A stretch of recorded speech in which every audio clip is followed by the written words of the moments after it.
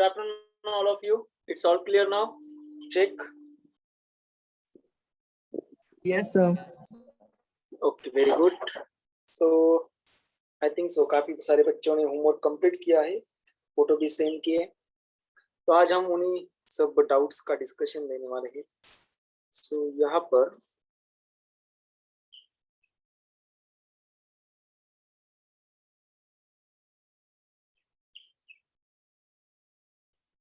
Okay, चलो start करते हैं। सभी अभी भी बच्चे एनरोल हो रहे हैं। आवाज अच्छे से आ रही है? Yes sir. ओके, अगर आवाज ना आए या फिर नेटवर्क में दिक्कत हो तो जस्ट रेज योर हैंड ताकि हम आपका सवाल ले सकें। तो चलो चलते हैं हमारे डाउट्स के ऊपर। सो जो डाउट्स है, आज काफी सारे डाउट्स हैं, उनको आज हम डिस्कस करेंगे। सो थोड़ा सा जल्दी करना। तो चलो वन बाय वन लेते हैं। सो अभी तक हमने ये डे 3 and 4 का जो डिस्कशन था वो हमारा चल रहा था। 21 वाला प्रॉब्लम हमने कंप्लीट कर लिया था। उसके बाद जो डाउट था वो था 23 नंबर के क्वेश्चन। सो ये रहा 23 नंबर का क्वेश्चन। अब लेते हैं हम इसे डाउट्स में। ये रहा 23 नंबर का क्वेश्चन आपकी स्क्रीन पर। सो क्वेश्चन क्या है, ध्यान दो।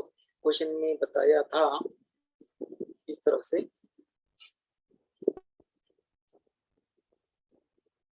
if C and R denotes, थोड़ा सा अलग लेते हैं। चलो,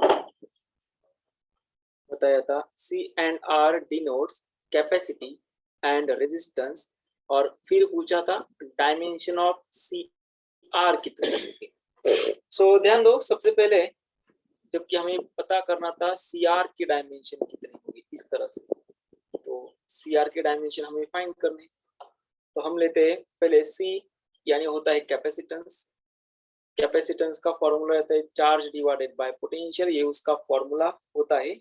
और अब हम इसके लिखने वाले हैं डायमेंशंस। वो डायमेंशंस होते हैं m-1, l-2, t⁴, a⁴ जो अपना डायमेंशन वाला चार्ट है उसमें इसके डायमेंशन दिए हुए। और फिर है रेजिस्टेंस। उस रेजिस्टेंस के डायमेंशन होते हैं m-1, l-2, t⁴ और a⁴, sorry t⁴, m+1, l2, t⁴, okay, t⁻3, ये रेजिस्टेंस की डायमेंशन है, और a⁻²। और सभी को पता होगा रेजिस्टेंस का फॉर्मूला, रो यल अपॉन ए, ये वाला फॉर्मूला। यहाँ से हमने ये डायमेंशन को पता कर लिया। तो जबकि हमें सी के डायमेंशन मालूम है, आर के डायमेंशन मालूम है, तो बस इनका प्रोडक्ट लेना है। तो सी के डायमेंशन लिखते हैं m-1, l-2, t⁴, a⁴, okay. फिर आर के डायमेंशन लिखते हैं m1, l2, t-3, a-2। तो ध्यान दो, यहाँ पर पावर देखना, ये वाली पावर +1 थी, ये वाली पावर सॉरी ये वाली पावर -1 थी, ये वाली पावर +1 है। तो यहाँ पर m के डायमेंशन हो जाते हैं 0। l की पावर देखो -2 +2, फिर l के डायमेंशन भी 0। t की पावर 4 और -3, तो t की पावर आ जाती है 1। a की 2 थी और -2 थी, तो 0। ध्यान दो, सी आर के डायमेंशन आते हैं m0, l0, t1, a0। सो t1 देखना, m0, l0, t1, यानी हमारा ऑप्शन ए आता है। और अगर इसका शॉर्टकट में बोलूं, शॉर्ट ट्रिक ध्यान रखना, इसकी शॉर्ट ट्रिक होती है, जब भी कैपेसिटेंस और रेजिस्टेंस का प्रोडक्ट आपको दिखाई देगा तो वो हमेशा टाइम कांस्टेंट रहता है। टाइम कांस्टेंट, ये शॉर्ट ट्रिक याद रखना। कैपेसिटेंस और रेजिस्टेंस का जब भी प्रोडक्ट होगा वो हमेशा टाइम कांस्टेंट रहेगा। टाइम कांस्टेंट रहेगा यानी कि टाइम के डायमेंशन 1 होगी। सो ये वाली शॉर्ट ट्रिक हमेशा याद रखना। ये काफी जेन्युइन प्रॉब्लम है, आइडियल प्रॉब्लम है इस केस में सी और कैपेसिटेंस और रेजिस्टेंस का जब भी प्रोडक्ट होगा याद रखना वो टाइम कांस्टेंट के टर्म्स में आता है। ओके, सो जल्दी से इसका स्क्रीनशॉट लेना। अब हम चलते हैं हमारे नेक्स्ट डाउट्स को फाइंड करते हैं। सो नेक्स्ट डाउट है हमारा 24 नंबर का। सो चलो उससे सॉल्व करते हैं। सो ये रहा हमारा next doubt, that is 24 number वाला, इसे लेते हैं। सो ये रहा आपके स्क्रीन के ऊपर 24 नंबर का डाउट। ओके, सो क्वेश्चन सबसे पहले समझ लेते हैं क्या दिया था क्वेश्चन में। सो क्वेश्चन में दिया था the force F on a sphere of radius moving in a medium with velocity v is given by। देखो जब भी कोई स्फीयर पर जिसकी रेडियस कुछ होगी, रेडियस उस रेडियस शायद a दी थी, उस स्फीयर पर फोर्स एक्ट हुआ है। और कितना फोर्स एक्ट हुआ है? फोर्स है F इज इक्वल टू 6 पाई। ये जो सिंबल है ना F इज इक्वल टू 6 पाई, इस सिंबल को ईटा बोलते हैं। ईटा ध्यान रखना, ईटा इसे बोलते हैं ईटा। तो ये हो जाएगा 6 पाई ईटा a मल्टीप्लाई बाय v। और आपसे पूछा था उस ईटा की डायमेंशन बताना। तो क्या पूछा था? उस ईटा की डायमेंशन। सो ये फॉर्मूला आपके सामने है। तो ईटा की डायमेंशन आप कैसे पता करोगे? तो सिंपल है ना, ये 6 पाई है तो 6 पाई मतलब क्या है? कांस्टेंट है। और सभी को पता है कांस्टेंट की डायमेंशन नहीं होती, वो असल में डायमेंशन लेस क्वांटिटी होती है। So F divided by a multiply by v is equal to क्या आने वाला है? ईटा आने वाला है। तो बस आपको फोर्स के डायमेंशन को सब्स्टिट्यूट करना था। a यानी कि रेडियस थी, उस रेडियस के डायमेंशन को सब्स्टिट्यूट करना है। v यानी वेलोसिटी है, उसके डायमेंशन को सब्स्टिट्यूट करना है और आपको मिल जाएगी इस ईटा की डायमेंशन। तो सबसे पहले हम फोर्स के डायमेंशन लिखते हैं। बोलो जल्दी, फोर्स के डायमेंशन। Yes anyone? चलो बोलो फोर्स के dimension. MLT-2। Very good. m1 l1 t-2। Very good. अब ये a था, ये यानी ये क्या हुई? रेडियस है, उस पेयर की रेडियस है। तो रेडियस के डायमेंशन क्या आने वाले हैं? ये हो गए m0 l1 t0। और बाद में वेलोसिटी दी थी, ये क्या थी? वेलोसिटी थी। सो वेलोसिटी के डायमेंशन क्या आने वाले हैं बच्चों? m0 t raise to -1। बिल्कुल सही। बस अब सब वैल्यू यहाँ पर सब्स्टिट्यूट कर देते हैं और यहाँ पर मिलता है हमें f के dimension m1 l1 t-2, a के डायमेंशन l1 और स्क्वायर ब्रैकेट में लिखते हैं। ओके, और v के डायमेंशन l1 t-1। तो बताओ डायमेंशन क्या आते हैं? l2 हो जाएगा, ऊपर 1 था यानी m1 l-1 और t-1 था, ऊपर आने के बाद +1 हो जाएगा यानी t-1। ये आते हैं ईटा के डायमेंशन m1 l-1 t-1। तो हमारा जो ऑप्शन था वो ऑप्शन था option D, that is m1 l-1 t-1। बोलो क्या कोई डाउट है? किसी ने कहा है वीडियो इज ऑफ। आपको ये स्क्रीन दिखाई दे रही है? ये स्क्रीन दिखाई दे रही है मैं जहां पर उसके ऊपर दिख रहा हूँ। ओके, सो सार्थक आप डिस्कनेक्ट होके फिर से कनेक्ट करना ताकि ये स्क्रीन आपको दिखाई दे। क्या ये स्क्रीन सबको दिखाई दे रही है? ये problem? Yes sir. Yes sir. Okay, very good very good. तो सार्थक, जगताप सार्थक, अपना वीडियो बंद करके फिर से कनेक्ट करना ताकि आपको ये दिखाई दे। तो चलो ये सिंपल आसान सा प्रॉब्लम था। आगे चलते हैं आगे वाले प्रॉब्लम्स के ऊपर। सो नेक्स्ट वाला प्रॉब्लम था 25 नंबर का, जो डाउट में पूछा था। लेते हम 25 नंबर के प्रॉब्लम को। सो ये रहा प्रॉब्लम नंबर 25 आपके स्क्रीन के ऊपर। जबकि उन्होंने पूछा था, ये तो मतलब हमने जब टॉपिक डिस्कस कर रहे थे तब भी एक वाला प्रॉब्लम हमने लिया था, फिर भी लेते, कोई दिक्कत वाली बात नहीं है। सो प्रॉब्लम क्या था ध्यान दो।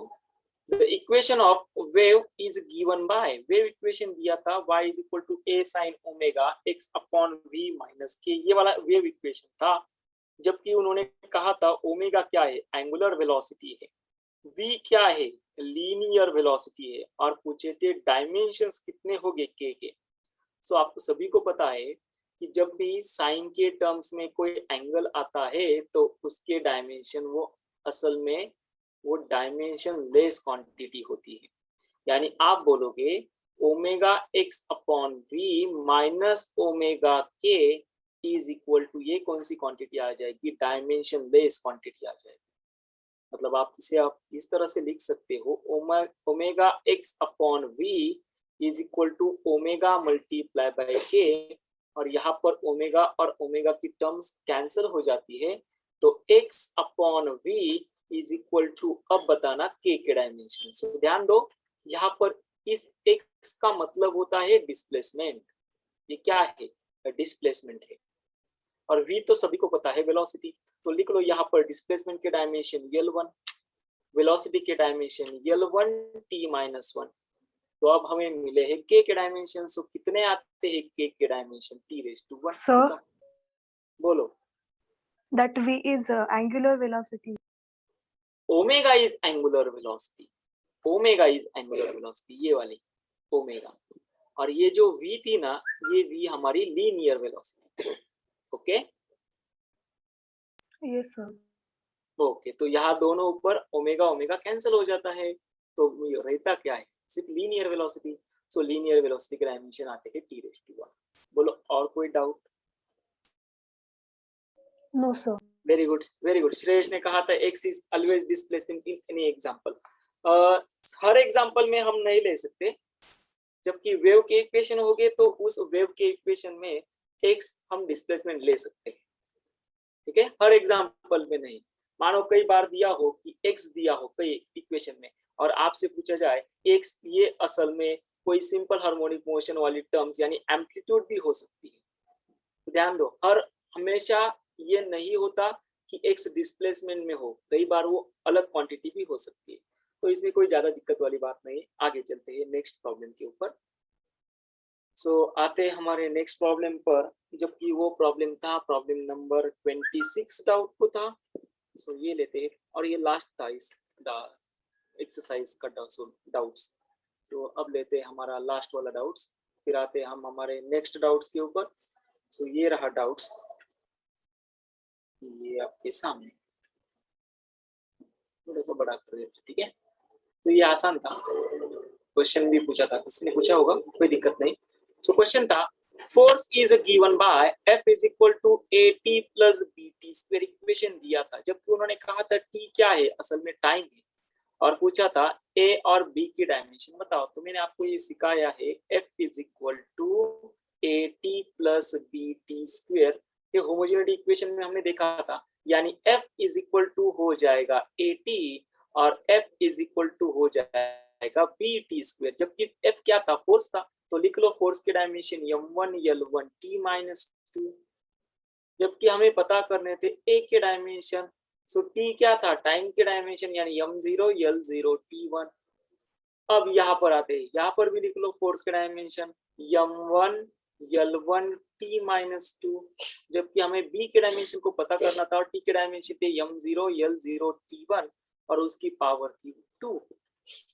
सो मिलते हैं हमारे A के डायमेंशन m1 L1 t-2, ये नीचे आने के बाद हो जाएगा t1 और ऊपर आने के बाद हो जाएगा t⁻⁻1, यानी m1 L1 t⁻⁻3, ये आते हैं A के डायमेंशन।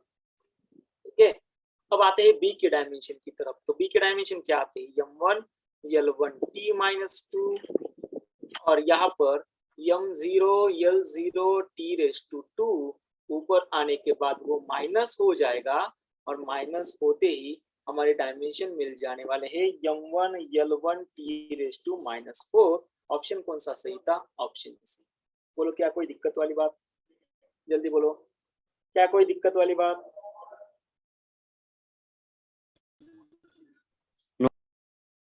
Okay very good. सो ये आसान सा प्रॉब्लम था। सो यहाँ पर हमारा जो कौन सा एक्सरसाइज चल रहा था, ये शायद डे 3 एंड 4 के होमवर्क्स थे, यहाँ पर ये कंप्लीट हो चुके हैं। जितने सारे डाउट्स थे, शायद आपको कुछ प्रॉब्लम्स दिखाई नहीं दे रहे थे, ये सब हमने ले लिए।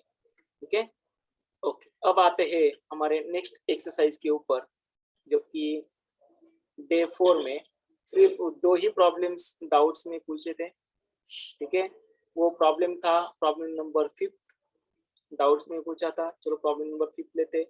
ये असल में सॉल्व करने की भी जरूरत नहीं है, बिल्कुल आसान है, यही सॉल्व करते। चलो प्रॉब्लम क्या था सबसे पहले उसे देखते। प्रॉब्लम था अ स्टूडेंट, कोई भी स्टूडेंट होगा, मेजर द डायमीटर, थोड़ा सा पढ़ा लेता हूँ। ठीक है, a student measure the diameter of wire using a screw gauge and least count of that screw gauge is a 0.001 centimeter and listed the measurement, the correct measurement is। देखो इतना आसान प्रॉब्लम था कि उन्होंने पूछा था कि अगर माइक्रोमीटर स्क्रू गेज हो, उस माइक्रोमीटर स्क्रू गेज का जो लिस्ट काउंट था, ध्यान दो उन्होंने कहा था जो उस माइक्रोमीटर स्क्रू गेज का जो लिस्ट काउंट था वो था 0.001 सेंटीमीटर। अब ध्यान देना, हमारी जो स्केल होती है ऑर्डिनरी स्केल, उसका लिस्ट काउंट कितना होता है 0.1 सेंटीमीटर। यानी आप क्या बोल सकते हो, इसके जितने भी मेजरमेंट्स आने वाले हैं वो पॉइंट के बाद 1 डेसिमल में आने वाले, यानी हो सकता है 2.4 हो, 2.5 हो, आप 1.0 भी लिखते हो।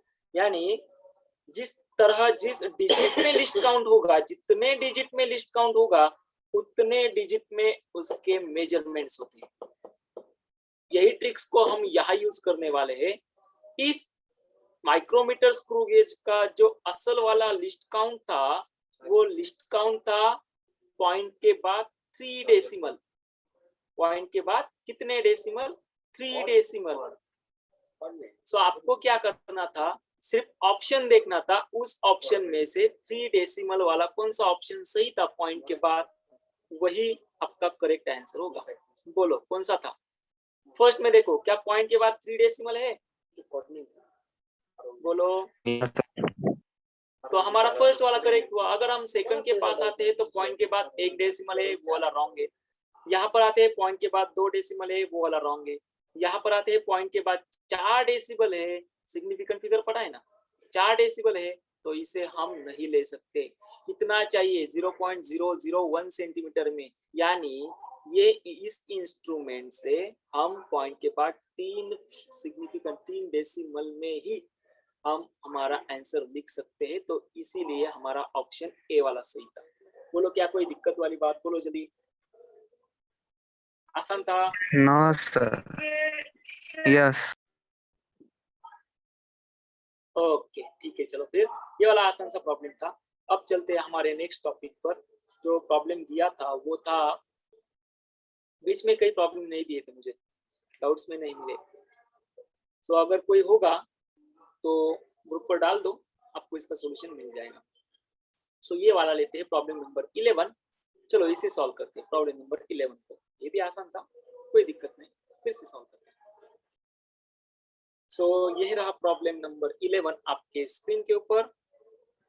ध्यान देना, हम इसे सॉल्व करने जा रहे हैं। बिल्कुल आसान सा प्रॉब्लम था। प्रॉब्लम में क्या दिया था वो सबसे पहले हम पढ़ लेते हैं।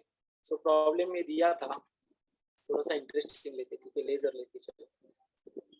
प्रॉब्लम था the radius of a thin wire is 0.16 millimetre. So यहाँ पर रेडियस दी थी उस थीन वायर की, कितनी थी 0.16 मिलीमीटर।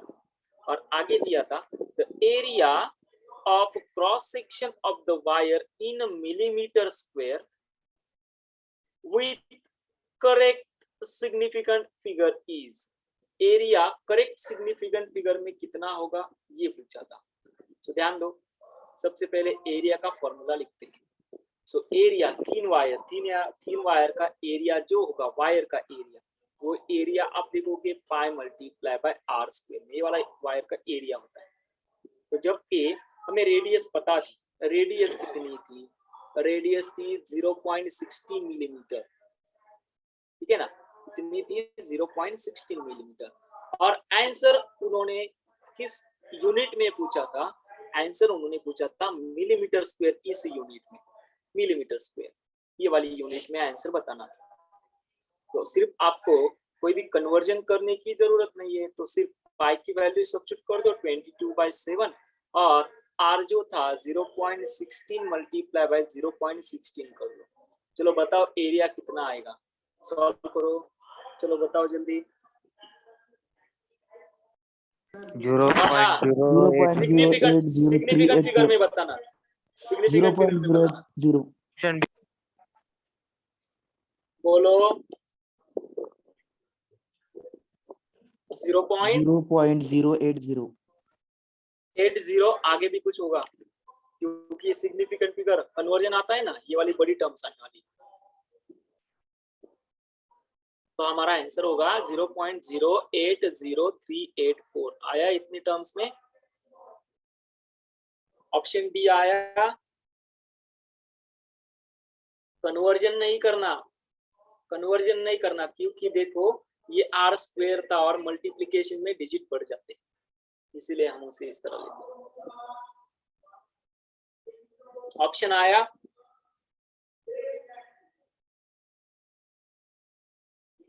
अरे यस और नो कुछ तो बोलो।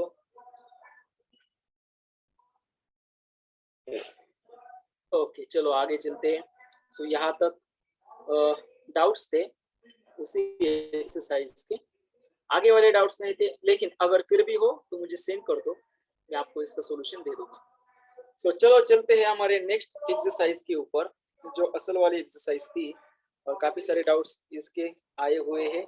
ये वाली एक्सरसाइज थी आपकी प्रोपोगेशन ऑफ एरर्स के ऊपर। सो उन्हीं एरर्स के ऊपर हम आप हमारी नेक्स्ट एक्सरसाइज लेने वाले हैं। सो हमारी जो अगली वाली एक्सरसाइज है वो है डे 6 और 7 नंबर वाली, और उसमें जो फर्स्ट वाला प्रॉब्लम था वही डाउट्स में था। चलो सॉल्व करते हैं, कोई दिक्कत नहीं। ये वाला प्रॉब्लम, फर्स्ट वाला प्रॉब्लम। सो ध्यान दो, जिन कई बच्चों को डाउट में होगा तो अब हम हर एक डाउट्स को डिटेल में लेने वाले हैं। सो चलो चलते हैं हमारे नेक्स्ट डाउट्स के ऊपर। सो ये रहा प्रॉब्लम आपके स्क्रीन के ऊपर। तो थोड़ा सा मैं इसे बड़ा कर देता हूँ, कोई दिक्कत वाली बात नहीं है। सो ये प्रॉब्लम था। सो प्रॉब्लम में क्या दिया था सबसे पहले वो पढ़ लेते हैं ताकि आपको आसानी हो जाए। प्रॉब्लम में था the period of oscillation of the simple pendulum is given by, जबकि इक्वेशन दिया था, इक्वेशन था t is equal to 2 pi under root l/g। दिखाई दे रहा है क्या यह प्रॉब्लम आपको दिखाई दे रहा है, यस और नो? बोलो जल्दी बोलो, क्या ये प्रॉब्लम आपको दिखाई दे रहा है? Yes sir. yes sir ठीक है जल्दी बोलो, टाइम मत वेस्ट करो, ठीक है। वेयर, जबकि उन्होंने बताया था l is about 100 centimetre and is known to have 1 millimetre accuracy. देखो ध्यान दो, जो लेंथ थी पेंडुलम की वो लेंथ थी 100 सेंटीमीटर और उसमें जो एरर वैल्यू थी उस लेंथ में एरर वैल्यू वो थी 1 मिलीमीटर एक्यूरेसी इतनी। आगे दिया था the period is about 2 second. So वो पेंडुलम पे घूमता होगा ना, तो उसका जो पीरियड था, पीरियोडिक टाइम सभी को होता है, time taken by particle to complete one oscillation, और वो वन ऑसिलेशन कंप्लीट करने के लिए कितना टाइम लेता था? 2 सेकंड इतना टाइम लेता था। और उस 2 सेकंड में ध्यान दो, द टाइम ऑफ 100 ऑसिलेशन, सो यहाँ पर 100 ऑसिलेशन उन्होंने 100 ऑसिलेशन मेजर कर दिए किस हेल्प से? स्टॉप वॉच की हेल्प से। और उस स्टॉप वॉच का जो लिस्ट काउंट था, ध्यान दो, स्टॉप वॉच का लिस्ट काउंट दिया था 0.1 सेकंड। तो ध्यान दो, अब इंस्ट्रूमेंट यहाँ पर कौन सा था? स्टॉप वॉच था। उस स्टॉप वॉच के कितने मेजरमेंट लिए आपने? 100 मेजरमेंट्स लिए, 100 ऑसिलेशंस पेंडुलम के, और उसका लिस्ट काउंट कितना था? 0.1 सेकंड। सो आपसे पूछा था एक्सेलरेशन ड्यू टू ग्रेविटी का परसेंटेज एरर बताना। सो परसेंटेज एरर या फिर आप फ्रैक्शनल एरर बोल लो, कोई दिक्कत वाली बात नहीं है, वो फ्रैक्शनल एरर सभी को पता है कैसे फाइंड करते हैं। तो मैं यहाँ पर एक बार फ्रैक्शनल एरर का फॉर्मूला आपके लिए लिख देता हूँ, ठीक है ना। चलो बताओ फ्रैक्शनल एरर का फॉर्मूला, फ्रैक्शनल एरर या फिर रिलेटिव एरर या फिर परसेंटेज एरर, फ्रैक्शनल एरर मानो कोई टर्म्स दी होगी तो आप करते हो delta x upon x multiply by 100%। ये वाली टर्म होती है हमारी फ्रैक्शनल एरर की, जिसे हम बोलते हैं mean absolute error. Mean absolute error divided by mean value multiply by 100%। इस तरह से हम फाइंड करते हैं फ्रैक्शनल एरर को। क्या कोई दिक्कत वाली बात है? बोलो जल्दी। ये वाला कंप्लीट किया था हमने, ये वाला टॉपिक। बोलो, क्या फ्रैक्शनल एरर हमने देखा है? Fractional Yes, error sir. का यही फॉर्मूला है। बिल्कुल सही बात। चलो आगे चलते हैं। सो वही फ्रैक्शनल एरर हमें पता करना था, जबकि इक्वेशन दिया था। क्या इक्वेशन था? सो चलो इक्वेशन को लिख लेते हैं। सबसे पहले इक्वेशन दिया हो t is equal to 2 pi under root l upon g, ये वाला इक्वेशन दिया था। तो अब हम क्या करते, ध्यान दो, यहाँ पर मुझे इस जी के परसेंटेज एरर को पता करना था, तो मैं यहाँ पर दोनों साइड्स का स्क्वायर करता हूँ, यानी ये हो जाएगा t square is equal to, ये हो जाएगा 4 पाई स्क्वायर, और यहाँ पर आने वाली है टर्म यल अपॉन जी। तो ध्यान दो, ये कांस्टेंट वाली टर्म है तो इसे एरर में हम लेते नहीं। तो जी के डायमेंशन अगर पता करना हो परसेंटेज एरर, तो जी इज इक्वल टू फॉर्मूला आ जाने वाला है यल अपॉन टी स्क्वायर इतना। अब इसके एरर को पता करो। सबसे पहले हम इसका मीन एब्सोल्यूट एरर फाइंड करते हैं, यानी रिलेटिव एरर जिसे बोलते हो ना आप, रिलेटिव एरर। तो वो होगा delta g upon g is equal to delta l upon l plus, बोलो क्या आएगा इसका रिलेटिव एरर? बोलो जल्दी, बोलो relative error. Delta g upon g is equal to delta l upon l, आगे कौन सी टर्म आने वाली? बोलो। Delta t upon very good, very good, वो आने वाला है 2 डेल्टा टी अपॉन टी। बोलो सही है। ये रहा इक्वेशन 1। सो 1 बाय 1 टर्म्स को फाइंड करते हैं, जबकि उन्होंने दिया था जो लेंथ मेजर करोगे वो लेंथ 100 सेंटीमीटर होगी और उसमें 1 मिलीमीटर इतनी एक्यूरेसी होगी, यानी delta l upon l is equal to आने वाला है 1 millimetre accuracy divided by 100 centimetre. ये वाली टर्म होगी डेल्टा यल अपॉन यल। तो बस आपको कन्वर्ट करना है मिलीमीटर का सेंटीमीटर में। तो मिलीमीटर का सेंटीमीटर में, यानी ये हो जाएगा 0.1 डिवाइडेड बाय 100, और ऊपर आएगा सेंटीमीटर, नीचे भी आएगा सेंटीमीटर, जबकि सेंटीमीटर और सेंटीमीटर कैंसिल हो जाने हैं और हमारी वैल्यू आने वाली है 0.1 डिवाइडेड बाय 100। जब हम इसे परसेंटेज में लेंगे, delta l upon l multiply by 100, जबकि ये हमें फाइंड करना है परसेंटेज में, तो ये हो जाएगा 0.1 डिवाइडेड बाय 100 मल्टीप्लाई बाय 100। सो 100 से 100 जाता है तो ये आएगा 0.1%। क्या कोई दिक्कत वाली बात? बोलो जल्दी, बोलो जल्दी, क्या कोई दिक्कत वाली बात? डेल्टा यल अपॉन यल, जबकि उन्होंने दिया था डेल्टा यल थी 100 सेंटीमीटर, उसे एक्यूरेट मेजर किया किसी इंस्ट्रूमेंट्स में, उसकी एक्यूरेसी थी 1 मिलीमीटर जितनी। तो बस डेल्टा यल की वैल्यू, ये 1 मिलीमीटर एक्यूरेसी है ना, यही डेल्टा यल है, और 100 सेंटीमीटर यानी ये कंप्लीट लेंथ है। तो बस 1 मिलीमीटर डिवाइडेड बाय 100 सेंटीमीटर कर दिया। 1 मिलीमीटर का कन्वर्जन हमने, यानी ये हो जाएगा 1 इंटू 10⁻⁻1 सेंटीमीटर में। सो -1 अगर आगे आ जाता है तो सभी को पता है ना, लेफ्ट में जब डिजिट शिफ्ट करते हो तो पावर प्लस की होगी, राइट में डिजिट शिफ्ट करते हो तो माइनस की। ये वाला हमेशा याद रखना, ये हेल्प करेगा आपको। तो ये आ जाने वाला है 0.1 डिवाइडेड बाय 100, जबकि हमें परसेंटेज में पता करना था। So delta l upon l multiply by 100, जबकि 100 से 100 जाता है तो मिलता है हमारे पास 0.1%। ओके, अब आते हैं टाइम के पास। सो टाइम किसी इंस्ट्रूमेंट से मेजर किया था, स्टॉप वॉच से। So delta t upon T, उस स्टॉप वॉच की जो लिस्ट काउंट थी वो होगी उसकी एरर वैल्यू, यानी 0.1 सेकंड। और कितने ऑसिलेशन मेजर किए? 100 ऑसिलेशन मेजर किए, और इसमें टाइम कितना लगता था? 2 सेकंड। तो बस इसे 2 से मल्टीप्लाई कर दो, यानी ये कितने हो जाएंगे? 200। सो 1 सेकंड में 100, तो 2 सेकंड में 200, इसलिए मैं 100 ऑसिलेशन को 2 से मल्टीप्लाई। बात समझ में आई? बोलो क्या बात समझ में आई, यस और नो? बोलो जल्दी। Yes, sir. ओके, अब हम इसे लेंगे परसेंटेज में, यानी delta T divided by T multiply by 100%। तो ये हो जाएगा 0.1 divided by 2 multiply by 100 multiply by 100। सो 100 से 100 जाने वाला ही ये आता है 0.1 डिवाइडेड बाय 2, ये आने वाला है 0.1 डिवाइडेड बाय 2%। और सभी को पता है 0.1 डिवाइडेड बाय 2 यानी 1 डिवाइडेड बाय 2 होता है 0.5। सो और एक जीरो जोड़ दो, यानी ये 0.05% आने वाला है। सो हमारे पास डेल्टा टी अपॉन टी की वैल्यू मिल चुकी है 0.05%। ये एरर वैल्यू है टाइम की, ये एरर वैल्यू है लेंथ की।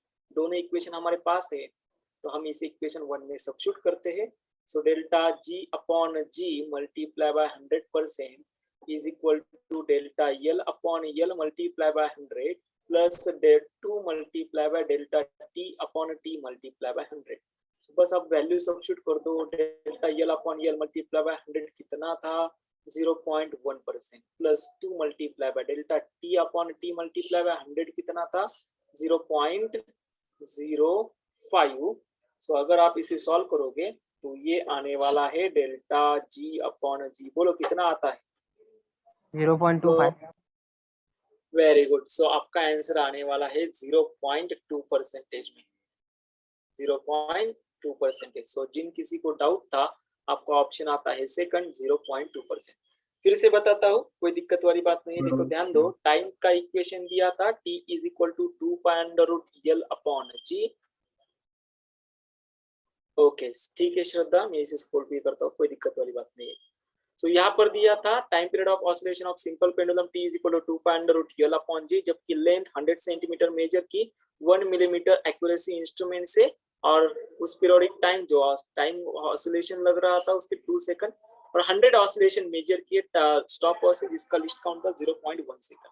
सो परसेंटेज एरर फाइंड करना था, सो मैंने यहाँ पर इसका स्क्वायर किया। फिर ये तो कांस्टेंट था ना, सो कांस्टेंट हम एरर में लेते ही नहीं, तो ये आता है g is equal to l upon t square. तो इसे हमने रिलेटिव एरर में लिख लिया, फिर हमने इसे परसेंटेज एरर में लिख लिया, फिर हमने हर परसेंटेज वैल्यू फाइंड की, जबकि डेल्टा यल दिया था 1 मिलीमीटर, यल था 100, सो इसे 100 से मल्टीप्लाई किया, ये आता है 0.1%। वैसे उसी तरह टाइम से किया, 0.1 था 100, और ये 2 क्यों मल्टीप्लाई किया, क्योंकि टोटल पीरियोडिक टाइम था, ये टोटल पीरियोडिक टाइम था उस पेंडुलम का 2 सेकंड जितना, इसीलिए हमने 100 से उसे 2 से मल्टीप्लाई किया। तो ये आता है 0.05। सब वैल्यू सब्स्टिट्यूट किया, हमारे पास आता है आंसर 0.2%। ठीक है, तो इसे कंप्लीट कर देना। और अब मैं स्क्रीनशॉट ले लेने इसका, मैं ऊपर वाला स्क्रॉल करने जा रहा हूँ। ओके, इसका स्क्रीनशॉट ले लो, ये वाला प्रॉब्लम शायद डाउट में होगा। So in that answer will come in two significant figure, no? Yes, answer come in two significant figure, लेकिन एडिशन के टाइम देखना लीस्ट सिग्निफिकेंट फिगर कितने थे, डेसिमल के बाद 1। एडिशन के टाइम सिग्निफिकेंट फिगर पढ़ा है ना, तो Sir, एडिशन not के in time this question, in above question. कौन सा, ये वाला, Yes, sir. ये वाला ना। सो यहाँ Yes. पर सिग्निफिकेंट फिगर कितने थे,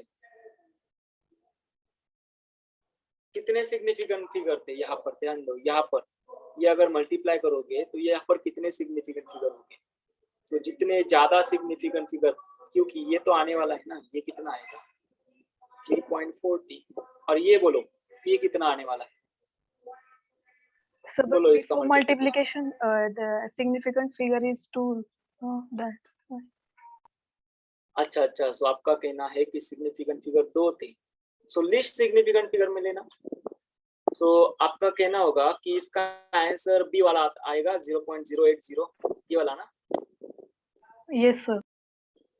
ओके, तो आंसर की वैसे कंसेप्चुअल से देखो तो ये आंसर सही है, लेकिन आंसर की में यही है 0.080384। तो मैं इसे चेक करके देखता हूँ, ठीक है, मैं इसे चेक करता हूँ फिर बताता हूँ।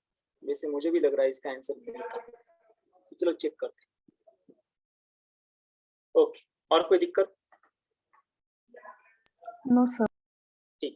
सो यहाँ पर ध्यान दो, ये वाला प्रॉब्लम, तो इसका स्क्रीनशॉट ले लेना।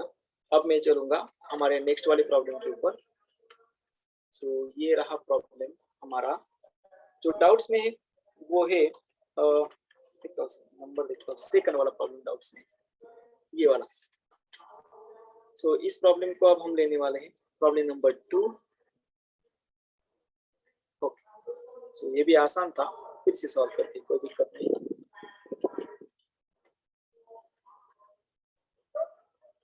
सो ये रहा सेकंड वाला प्रॉब्लम।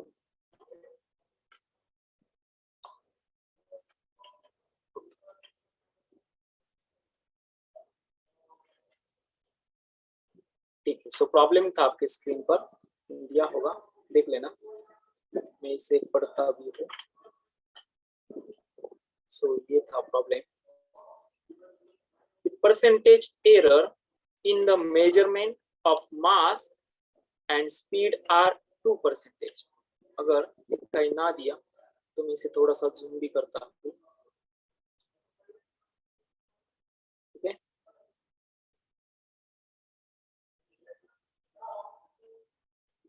अब दिखाई दे रहा होगा,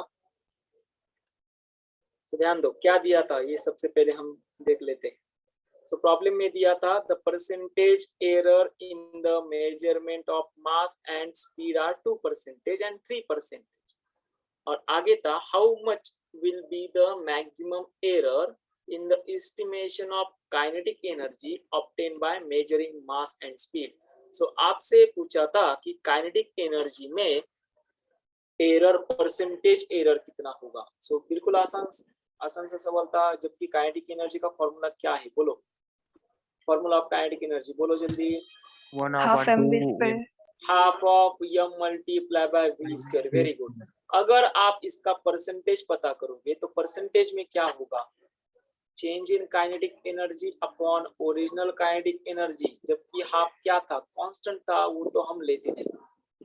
तो क्या हो जाने वाला है, delta m upon m plus, बोलो आगे, 2v, आगे बोलो, 2 delta v upon v. Very good, 2 multiply by delta v upon v।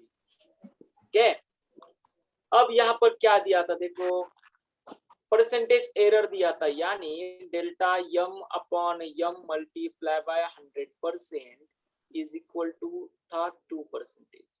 और स्पीड था ना, delta v upon v is equal to था 3%। उसे हम लिखेंगे delta v upon v multiply by 100% is equal to था 3%। तो बस इस एरर को परसेंटेज एरर में कन्वर्ट कर दो। Change in kinetic energy divided by original kinetic energy multiply by 100% is equal to delta m upon m multiplied by 100 plus 2 delta v upon v multiplied by 100। तो यहाँ पर value दी थी, delta m upon m multiply by 100 कितना था, 2%, plus 2 multiply by delta v upon v multiply by 100 कितना था, 3%। तो ये कितना आता है, 8%। सो आपका change in percentage error in kinetic energy कितना था, आसान सा सवाल था, कितना आता है, 8%। आसान था, बोलो जल्दी, आसान था, यस और नो?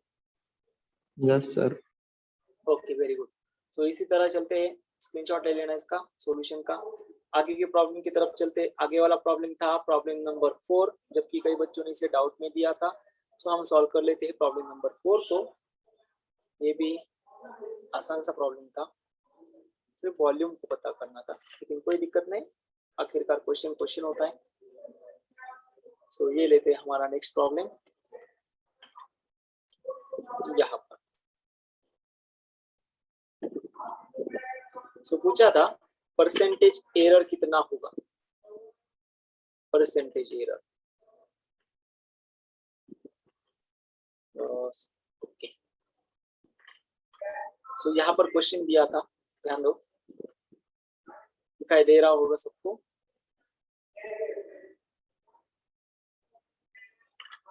ओके दिखाई दे रहा होगा। सो क्वेश्चन था error in the measurement of radius of a sphere is 1%. और पूछा था the error in calculated value of its volume is. Volume में एरर कितना होगा? तो सबसे पहले स्फीयर का वॉल्यूम होता है 4/3 पाई मल्टीप्लाई बाय r क्यूब जितना, ये स्फीयर का वॉल्यूम होता है। और उस वॉल्यूम में एरर पूछा था परसेंटेज में, जबकि परसेंटेज एरर इन रेडियस दिया था, यानी आप लिखोगे delta r upon r multiply by 100, ये होगा 1% में। तो सिर्फ इसे परसेंटेज एरर में लिखना होगा। तो बताओ क्या होगा इसका फॉर्मूला परसेंटेज एरर में? बोलो बोलो जल्दी, बोलो जल्दी। 4/3। 4/3 परसेंटेज एरर में क्यों आएगा? ये तो कांस्टेंट वाली टर्म है ना, तो कांस्टेंट वाली टर्म हम लेते नहीं परसेंटेज एरर, एरर में ही लेते। वेरी गुड प्रांजल। सो ये आने वाला है 3 डेल्टा r अपॉन r। सो बस हो गए ना आपके सामने, 3 multiply by delta r upon r, इसे 100 से मल्टीप्लाई करना है। तो ये वैल्यू तो हमें दी थी मल्टीप्लाई बाय 1%। सो आंसर आता है 3%, जबकि ये वैल्यू थी वॉल्यूम की। ऑप्शन कौन सा सही था? Option b. आसान था? बोलो जल्दी, क्या आसान था? यस और नो? Yes, sir. आसान ही था, आसान ही sir. था, ज्यादा डिफिकल्ट वाला प्रॉब्लम नहीं था। चलो आते हैं अब हमारे नेक्स्ट प्रॉब्लम पर। प्रॉब्लम था प्रॉब्लम नंबर 6, डाउट्स में था, सॉल्व कर लेते हैं प्रॉब्लम नंबर 6 को। तो ये रहा प्रॉब्लम नंबर 6, इसे लेते हैं हम प्रॉब्लम नंबर 6 को। यहाँ पर प्लस और माइनस नहीं आया, सॉरी, अब आएगा।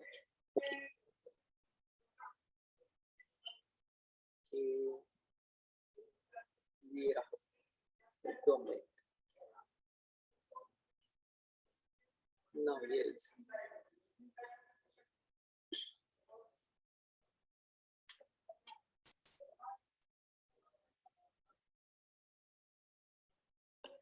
ओके, थोड़ा सा जूम करते हैं ताकि दिखाई दे।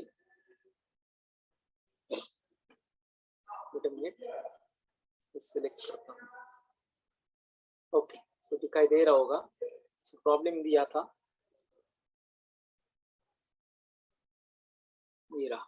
सो प्रॉब्लम था a body travels uniformly a distance दिया था 13.8 प्लस और माइनस 0.2 मीटर, और टाइम दिया था 4 प्लस और माइनस 0.3 सेकंड, और पूछा था velocity of body with error limits is. Option दिए थे। सो क्वेश्चन में पूछा है वेलोसिटी एरर में कितनी होगी, जबकि हमें पता है वेलोसिटी का फॉर्मूला होगा डिस्टेंस अपॉन टाइम। तो ये असल वाला वेलोसिटी का फॉर्मूला है। सो यही वेलोसिटी वाली टर्म्स, जबकि उन्होंने डिस्टेंस दिया था 13.8 प्लस और माइनस 0.2 मीटर में, और टाइम दिया था 4.0 प्लस और माइनस 0.3 सेकंड में।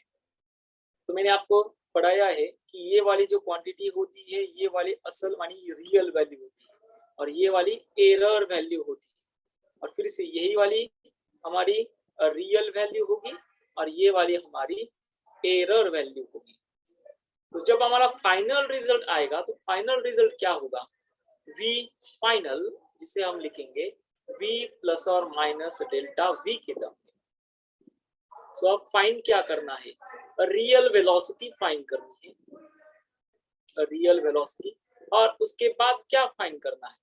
डेल्टा v फाइंड करना है। सो डेल्टा v फाइंड करने के लिए फिजिकल क्वांटिटी किस फॉर्म में दी है वो देख लेना। क्या फिजिकल क्वांटिटी डिवीजन के फॉर्म में होगी? तो मैंने आपको पढ़ाया है कि अगर फिजिकल क्वांटिटी डिवीजन के फॉर्म में होती है, तो उसकी एरर वैल्यू कैसे पता करते हैं? बोलो जल्दी, वो फॉर्मूला बोलो। डेल्टा v कैसे फाइंड करोगे? मैंने आपको सिखाया है, बोलो जल्दी, वो फॉर्मूला क्या होगा? Yes, anyone? Mean value minus error value. Very good. Mean value minus error value नहीं, गलत हुआ। अगर डिवीजन के ट्रू फॉर्म में वैल्यू होगी, माइनस, नहीं नहीं नहीं बेटा, देखो मैंने आपको पढ़ाया था एडिशन वाली टर्म थी a प्लस बी, ये वाली कोई टर्म होगी तो इसका एरर वैल्यू आप लिखोगे इस a का एरर यानी a प्लस और माइनस डेल्टा a, और फिर b का एरर b प्लस और माइनस डेल्टा a। इस तरह से, यानी अगर इसकी एरर वैल्यू पता करनी होगी तो इस तरह से हम इसकी एरर वैल्यू पता करते हैं। माइनस होगी तो माइनस के लिए वही था। अगर मल्टीप्लिकेशन होगा तो इसका जो रिजल्ट आने वाला है वो रिजल्ट होगा a मल्टीप्लाई बाय b, इस क्वांटिटी का मल्टीप्लिकेशन यानी ab प्लस और माइनस डेल्टा ab। इस तरह से, यानी कोई मल्टीप्लिकेशन वाली क्वांटिटी होगी तो उसे हम लिखते हैं डेल्टा ये फाइनल रिजल्ट होता है upon a is equal to delta a upon a plus delta b upon b, और बाद में delta b upon b is equal to आता है, इसे हम लेते हैं ये वाली कोई फाइनल टर्म होगी ना x, मानो x is equal to a multiply by b, ये कोई टर्म, इसे थोड़ा इरेज करते हैं, फिर से बताता हूँ, चलो कोई दिक्कत नहीं है, ध्यान दो। कोई मल्टीप्लिकेशन वाली टर्म है हमारे पास x is equal to a plus a multiply by b, तो इसका फाइनल रिजल्ट कैसे लिखोगे? तो इसका फाइनल रिजल्ट होगा x final is equal to x plus और माइनस डेल्टा x के टर्म में। तो जबकि x हमें पता है यानी रियल वैल्यू, तो डेल्टा x क्या होगा? तो ये डेल्टा x होगा delta x upon x is equal to delta a upon a plus delta b upon b। क्या हमने ये सीखा है? Yes sir. याद आ रहा है? ये वाली एडिशन, ये सेम वाली प्रोसेस सब्सट्रैक्शन के लिए, ये वाली प्रोसेस होती थी हमारी मल्टीप्लिकेशन के लिए।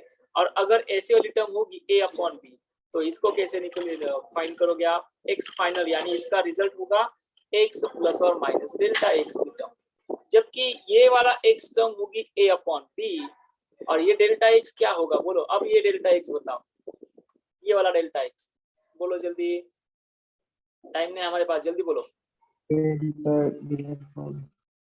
ये वाली डेल्टा x कितनी होगी? एब्सोल्यूट।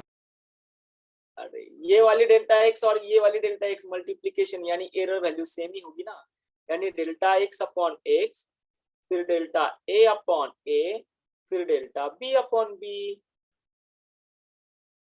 मैंने आपको पढ़ाया है कि एडिशन के लिए एरर वैल्यू, सब्सट्रैक्शन के लिए एरर वैल्यू, जबकि हम इसे डेल्टा a लिखेंगे, ये होगी डेल्टा a प्लस डेल्टा, सिर्फ प्लस में, delta a plus delta b।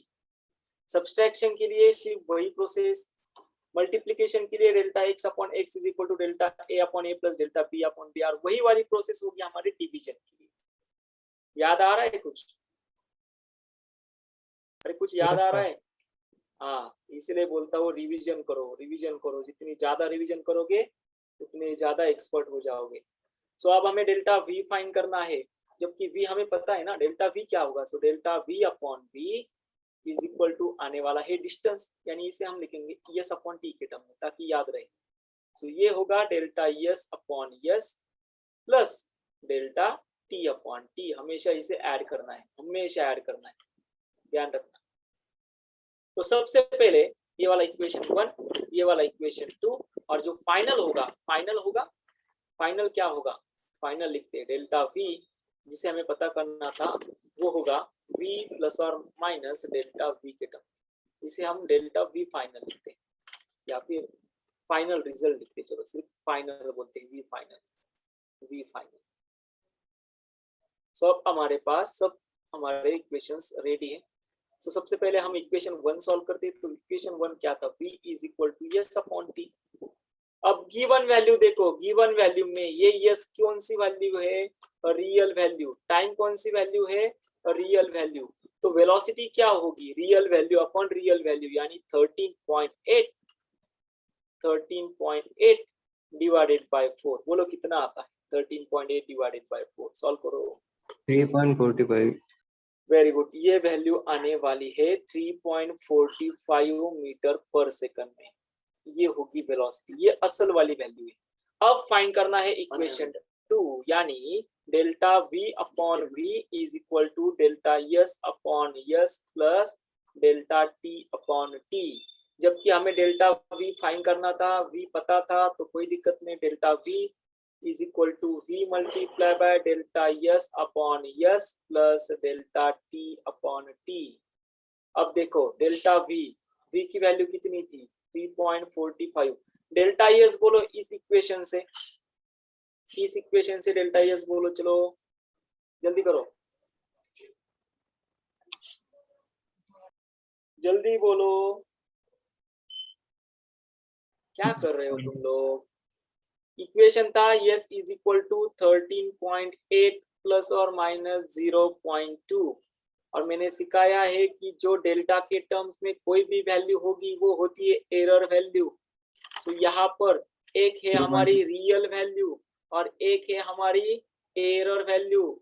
So error value को कैसे लिखोगे, डेल्टा एक्स के यस के टर्म में। तो डेल्टा यस की वैल्यू कितनी आती है, बोलो जल्दी, 0.2, और यस की वैल्यू कितनी है, जबकि वो होगी रियल वैल्यू कितनी थी, 13.8।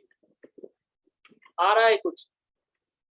अब आते हैं डेल्टा टी के टर्म्स में। तो अब बताओ ये सेकंड इक्वेशन से डेल्टा टी की वैल्यू कितनी होगी, डेल्टा टी यानी 0.3 एरर वैल्यू। वेरी गुड, वो होने वाली है 0.3, और ये आ जाने वाली है कितना है टाइम, 4। तो बस आपको इसे सॉल्व करना है। सो ये हो जाएगा 3.45, इसका क्रॉस मल्टीप्लाई करता हूँ तो ये हो जाएगा 0.8, और ये हो जाएगा 13.8 मल्टीप्लाई बाय 3 यानी 4 1 और 4, ओके 4.14 आता है, और नीचे होगा 13.8 मल्टीप्लाई बाय 4। सो अगर आप इसे सॉल्व करोगे, तो delta v multiply by v की वैल्यू थी 3.45 मल्टीप्लाई बाय इस एरर वाली टर्म की जो मल्टीप्लिकेशन आती है वो आती है 0.0895। सो डेल्टा वी की इक्वेशन आती है 3.45 मल्टीप्लाई बाय 0.0895। तो इसे सॉल्व करोगे तो ये आ जाने वाला है 0.31 में।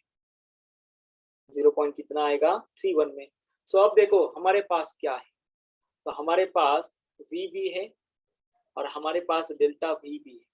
बस वैल्यू सब्स्टिट्यूट कर दो फाइनल रिजल्ट में, यानी इक्वेशन 3 में। तो अगर हम इसे इक्वेशन 3 में सब्स्टिट्यूट करेंगे तो ये आ जाने वाला है 3.45 प्लस और माइनस 0.3 मीटर पर सेकंड, जबकि ये 1.5 से लेस था, निगलेक्ट किया। तो ऑप्शन कौन सा है, ऑप्शन बी। बात समझ में आई, बोलो जल्दी।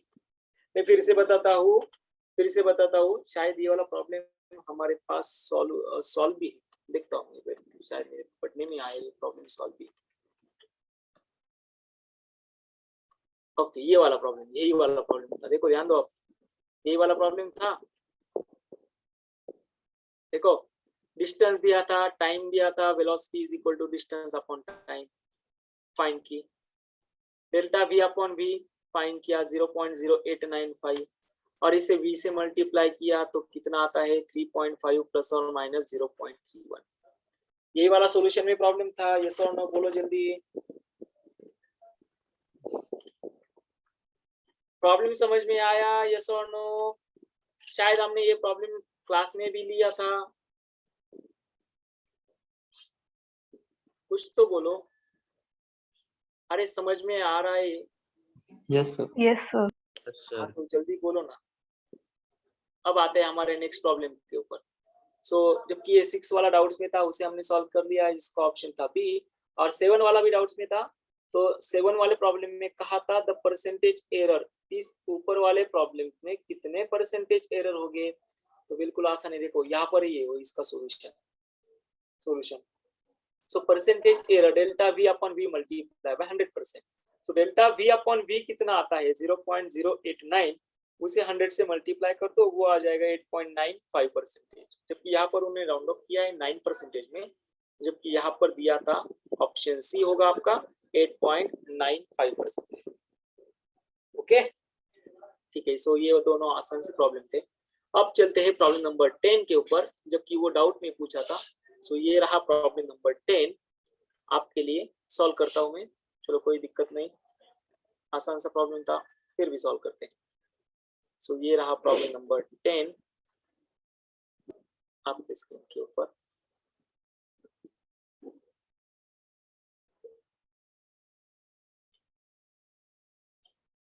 ओके प्रॉब्लम में क्या दिया था ये समझ लेते हैं, दिखाई दे रहा होगा। ओके, सो प्रॉब्लम था, ध्यान दो, आसान सा प्रॉब्लम था। The radius of sphere is 5.3 plus और माइनस 0.1 सेंटीमीटर, ये इतनी रेडियस थी और पूछा था percentage error in its volume कितना होगा, percentage error in its volume. So सबसे पहले रेडियस तो लिखते हैं, रेडियस कितनी थी 5.3 प्लस और माइनस 0.1। अब बोलो ये कौन सी वैल्यू है और ये कौन सी वैल्यू है, 5.3 कौन सी वैल्यू है, बोलो जल्दी। Real value. Okay very good, 5.3 है रियल वैल्यू। और अब बोलो 0.1 कौन सी वैल्यू है, error value. Real value. Very good, error value. तो percentage error in its volume, तो वॉल्यूम क्या हो जाएगा, फिर से लिखता हूँ, वॉल्यूम का फॉर्मूला 4/3 पाई आर क्यूब। अब बोलो वॉल्यूम परसेंटेज एरर में, यानी delta b upon b multiply by 100% is equal to, formula बोलो, आगे कंटिन्यू करो, बोलो जल्दी। क्या 4/3 पाई को हम लेने वाले हैं, यस और नो? नो। नहीं, तो क्या क्या आएगा आगे, 3 multiply by delta r upon r multiply by क्या होगा 100। सो इस इक्वेशन से क्या मैं delta r upon r multiply by 100 लिख सकता हूँ, बोलो, अरे बोलो, delta r upon r multiply by 100 क्या मैं इस इक्वेशन से लिख सकता हूँ, यस और नो?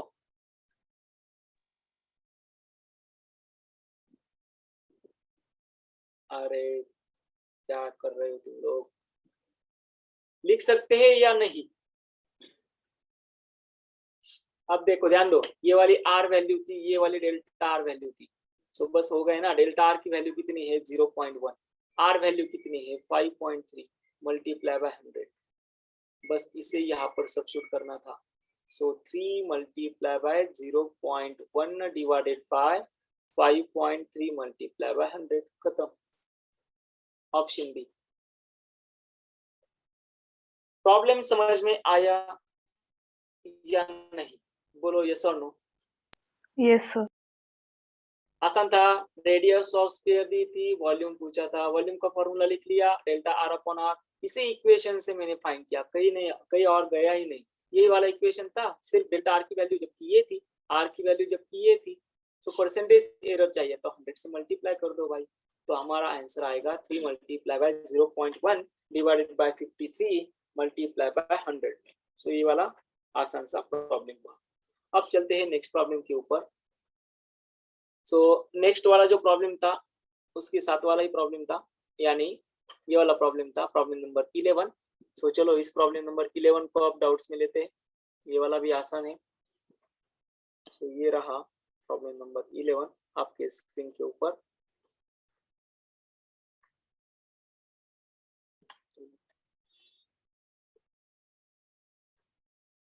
ओके,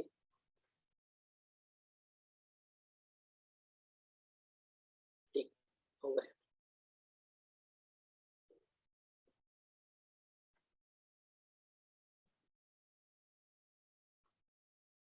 ना, इट्स ऑल क्लियर। ये रहा प्रॉब्लम।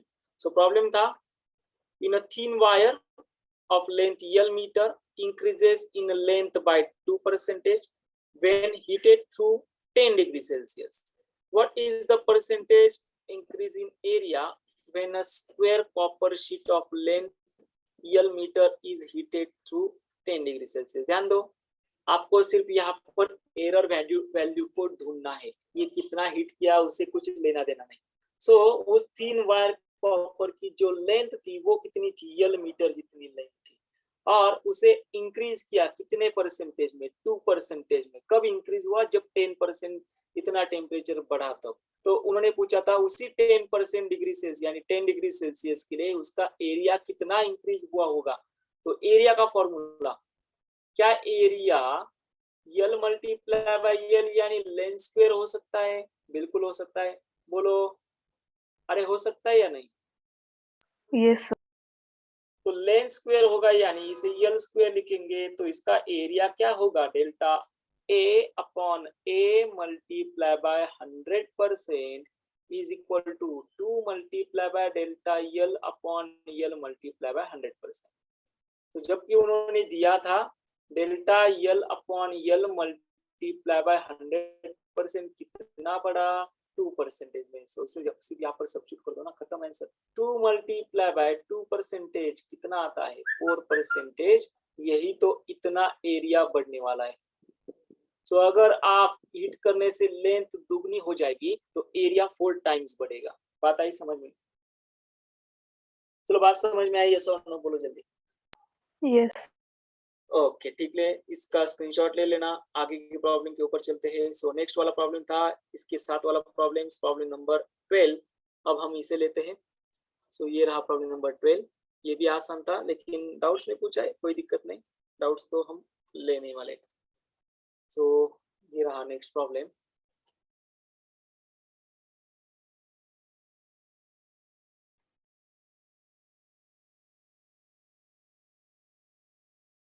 सो इस तरह से हम कर लीजिए।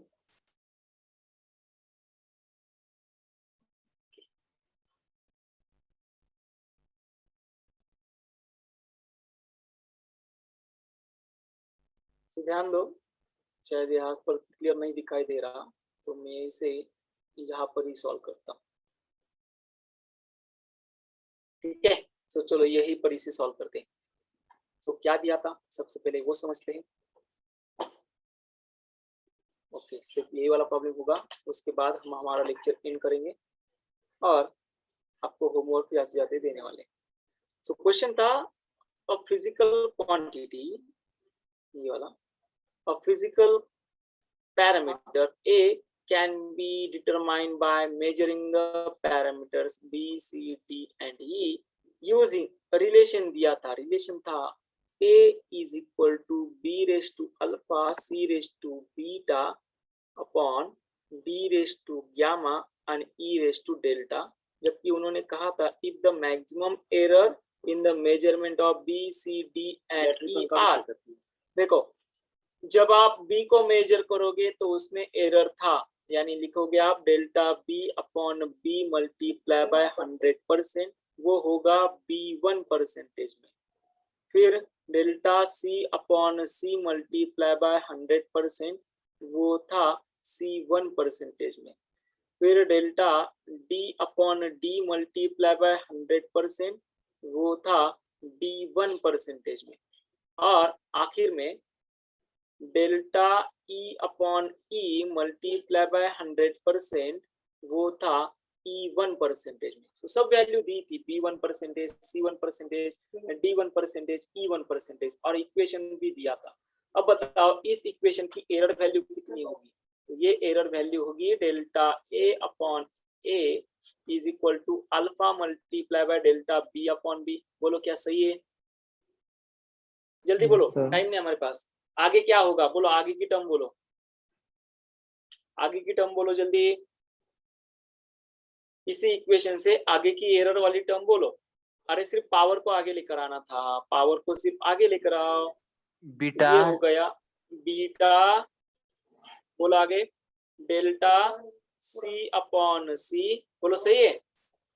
फिर आगे Yes, sir. होगा gamma delta D upon D और फिर होगा डेल्टा E अपॉन E। बात सही है? बोलो क्या ये सॉल्यूशन सही है? Yes sir, Yes. बस अब इसे 100 से मल्टीप्लाई कर दो। सो क्या होगा delta A upon A multiply by 100% is equal to alpha multiply by delta B upon B multiply by 100%। फिर आगे वाली टर्म होगी beta multiply by delta C upon C multiply by 100। फिर आगे होगा gamma delta D upon D multiply by 100 और फिर होगा delta E upon E multiply by 100%। अब बोलो क्या delta B upon B multiply by 100% यानी कि B1 है? अरे बोलो कुछ, यस और नो? ठीक है ना, तो वो क्या होगा अल्फा मल्टीप्लाई बाय B1%। तो आगे बीटा मल्टीप्लाई बाय क्या होगा C1%। आगे क्या होगा, गामा मल्टीप्लाई बाय D1%, और लास्ट वाला होगा delta multiply by E1%। So answer कौन सा आएगा आपका, option D, alpha B1 beta C1 gamma D1 और डेल्टा E1। बोलो क्या बात सही है? अब प्रॉब्लम समझ में आया, यस और no? Yes. Yes, sir. Okay Shresh, आप क्वेश्चन पूछ Yes, सकते हो, आप sir. बोलो, डाउट पूछो आप जल्दी। श्रेष बोलो।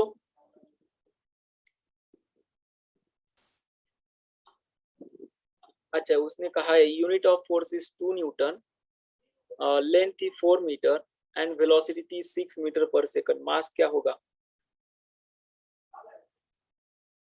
ओके सो ध्यान दो, जो फोर्स का फॉर्मूला आता है वो फोर्स का फॉर्मूला होता है मास मल्टीप्लाई बाय एक्सीलरेशन। श्रेष्ठ, और ध्यान देना फोर्स का सिंपल सा फॉर्मूला है relation, F is equal to mass multiply by acceleration. Acceleration वाली टर्म सब्स्टिट्यूट कर दो, वेलोसिटी अपॉन टाइम। एक्सीलरेशन के असल में दो इक्वेशन होते हैं, एक एक्सीलरेशन का इक्वेशन होता है v multiply by dv upon dx, यानी acceleration is equal to velocity का स्क्वायर डिवाइडेड बाय लेंथ, ये वाला फॉर्मूला भी होता है। ठीक है, सो आपका जो क्वेश्चन है वो मुझे सेंड कर दो, मैं इसका सॉल्यूशन दे दूंगा और आपको इसको सिखा भी दूंगा कैसे सॉल्व करते हैं। ओके श्रेयस, ठीक है, ओके। सो एक क्वेश्चन मुझे सेंड करो, मैं आपको इसका सॉल्यूशन।